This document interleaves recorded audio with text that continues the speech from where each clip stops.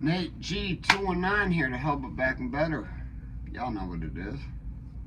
Just another story. It's August 24th. And I know that because today is my 42nd birthday.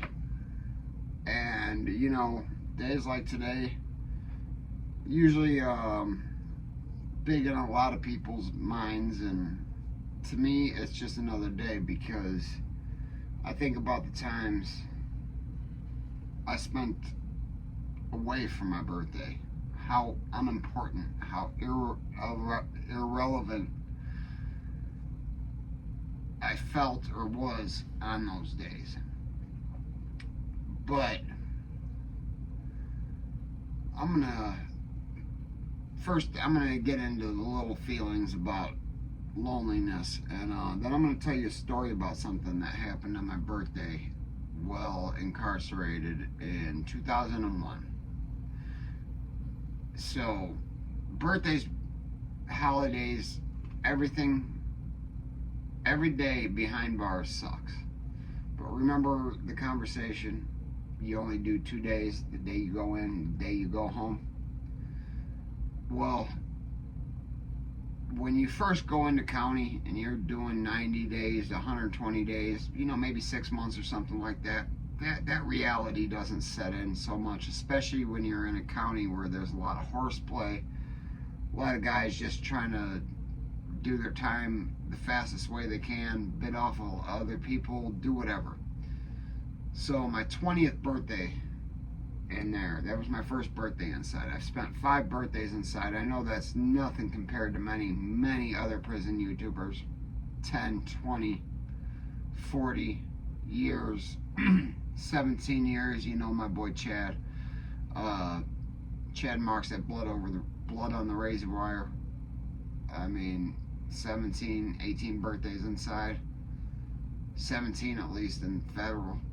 I mean, that's insane, and it's a depressing day. Yeah, you'll get cards from a couple loved ones that still remember you. Maybe your mom, maybe your dad even signs his name if you're lucky. Not all the time though. You're still thinking about, man, I should be with my mom, I should be with my son, I should be with my daughter. Whatever the case is, man, it's a depressing damn day. So 2001, then 2008, and 2013, 14, 15, and 17. 6 birthdays behind bars. It's nothing. So I might have had my count wrong. I thought I only had 5. I just remembered another one. I had a 90-day stint during one of the summers. I don't remember what year it was. It doesn't matter. It's irrelevant. But they're depressing days. And you got to remember, you're locked in a cell or a dorm with people who don't give a damn that you became a year older. And honestly, it's not really at least in my family, it wasn't that much of a celebration. I was an only child, so, and it really wasn't that big of a celebration. Now, I knew other people every year, they had them big birthday blowouts, but still, it hits different when you're inside prison or a county jail and you've turned another year. So my first experience was when I turned 20, and their thing back then was Bob Barkering somebody. For those who do not know what being Bob Barkered is, so they had these sandals. Bob Barker did the he basically owned everything, every article of clothing his name was on, from toothbrushes to jumpsuits to from sandals to everything you could ever imagine had the Bob Barker name on it. And sandals, we had slides. They were thick rubber shower slides.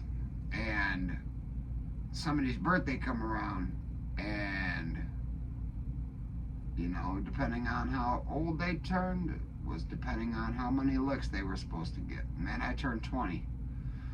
I don't think them boys got 3 licks in. I had about 6 or 7 of them bouncing off every wall inside the cell. And no, it wasn't one of them concrete cells. This was a little bit of an older jail. It was built in the 60s or 70s, if I'm not mistaken. And the walls were metal. You could actually boom, boom, boom. I mean, just crazy things. You could hear in that situation. And back in that day, it was like 25 men were supposed to be able to. No, 20 men were supposed to be able to be put on a unit. It was a cell, old school cell house setup. 20 men per section. And there would be 40 to 60 because there would be 1 or 2 on the floor of each and every cell. Sometimes guys down the catwalk, the range, you know what I'm saying? In the day room, sleeping on the floor on their mat. It's gross, man. Just nasty, nasty, nasty. And, man, August 24th rolled around. This was in 2001. Turned 20. Man, they thought they was going to get me. They decided real quick to abort mission. When I started bucking, I've never been a big dude. I'm not trying to brag that my hands are vicious, because I didn't even throw a fist, because they wrapped me up like they thought I was just gonna let it happen. I started just moving and everything. Nobody knew. I've been a swimmer my whole life, so my core strength.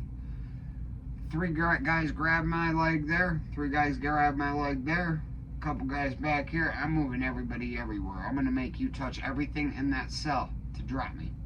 You're not hitting me with these big, thick, heavy rubber sandals with babies on the bottom of them, because they've been standing in the showers doing old hanky-panky.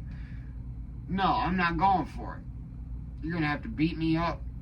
So they found out within 30 seconds they weren't gonna get the licks, and said, damn. Never tried that again.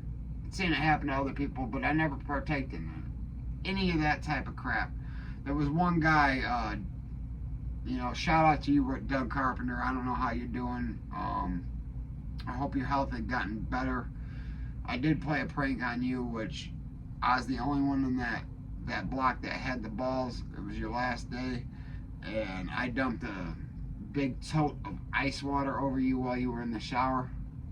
I don't know how you know it was Junior when you walked out that cell, but you did. But that was my first birthday inside any incarcerated facility.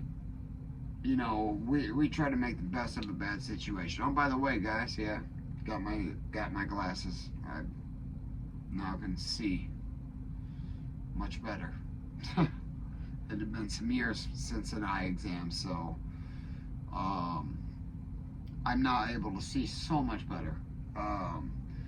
But every birthday after that I was inside there was not a smile on my face. There was not a gleeful moment whatsoever. There was nothing happy about it. It was depression. It was sadness. It was loneliness.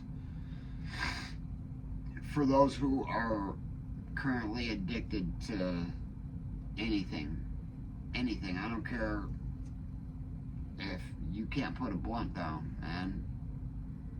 And I'm not saying weed's a gateway drug. I'm not saying any of that, because I'm not a doctor. But I know, had I never smoked a blunt, had I never been prescribed Adderall, I guarantee I'd have never been sampling with anything else. So those who think that smoking weed just because it's cool, man, put that shit down. Just because you think, man, gangbanging looks cool, wait till you watch somebody shiver and shake and die on the pavement in front of you. Wait till you see some shit like that. Shit ain't cool. Wait till you're in a segregation unit for 1 year straight, lockdown 23-1, or like plenty of other people I know. 6 years, 8 years, 12 years, and straight 23-1 confinement. I know, man, his whole situation started over a driving while suspended. I mean, ended up doing 20 years over it. The results of what his case led into when he had to fight for his life when they put him in a place he should have never gone, driving while suspended. Sent him to Pendleton Maximum Security Penitentiary. There's only 2 prisons in this state that are old school prisons: Indiana State Prison, Michigan City, and Pendleton Correctional Facility. And then there's a 3rd maximum security, but it's a new facility, so they even got air conditioning there. They got all sorts of stuff. We didn't have that up north. We didn't have that down in Pendleton. Just shit, I never met a medium security prison that even had air. I've never had air conditioning in prison. Only county. That's it. Hell, I've been in Gary City Jail, Gary, Indiana. 48-hour hold.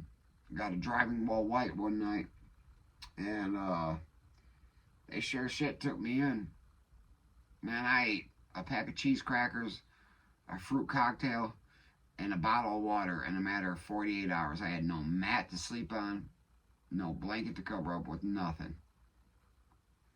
So these roads to jail start with the gangbang and the drug use and running around thinking that you're untouchable. I'm gonna stop that shit. I'm gonna keep this one a little short today. You know, it's my birthday. I need to get upstairs and spend time with my daughter, my wife. Hit that like, hit that subscribe, support the channel if you would like. Please, trying to upgrade some stuff and fund that trip to Ian Bick still. I get out there, I'll be able to start selling or sharing many more stories